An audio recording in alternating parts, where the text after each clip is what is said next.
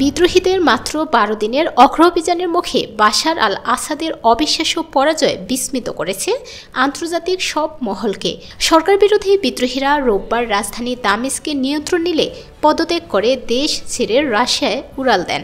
তার দেশ ত্যাগের পর দেশটির প্রধানমন্ত্রী মোহাম্মদ আল জালালি জনগণের নির্বাচিত নেতৃত্বকে সহযোগিতা করার ইচ্ছা প্রকাশ করেছেন।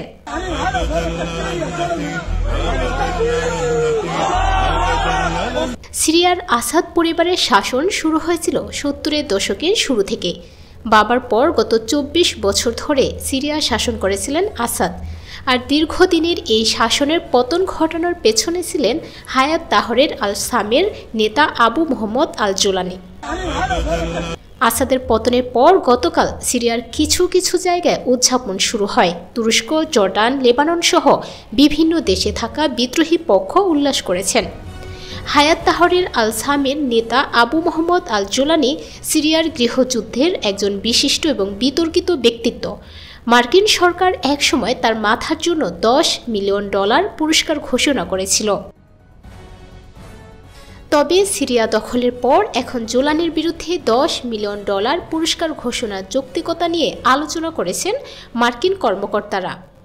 মিডল ইস্ট আই বলেছে ২০১৩ সাল থেকে যুক্তরাষ্ট্র জোলানিকে সন্ত্রাসী হিসেবে মনোনীত করে। বিশেষ করে তার মিলিশিয়া দলকে ট্রাম্প প্রশাসন ২০১৮ সালে নিষিদ্ধ করেছিল এবং তার মাথার জন্য $10 মিলিয়ন পুরস্কার ঘোষণা দেওয়া হয়েছিল। বছরের পর বছর ধরে আল জোলানি তাহরির আল শাম নিষিদ্ধ তালিকা থেকে মুক্ত হতে তদবির করেছিল, তবে আবেদনগুলো বিবেচনার বাইরে পড়েছিল।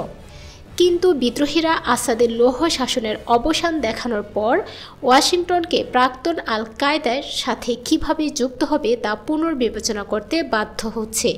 নাম প্রকাশে অনিচ্ছুক ঊর্ধ্বতন একজন কর্মকর্তা বলেছেন, এই সংশ্লিষ্ট আলোচনা বাইডেন প্রশাসনের কর্মকর্তাদের মধ্যে বিভক্ত সৃষ্টি করেছে।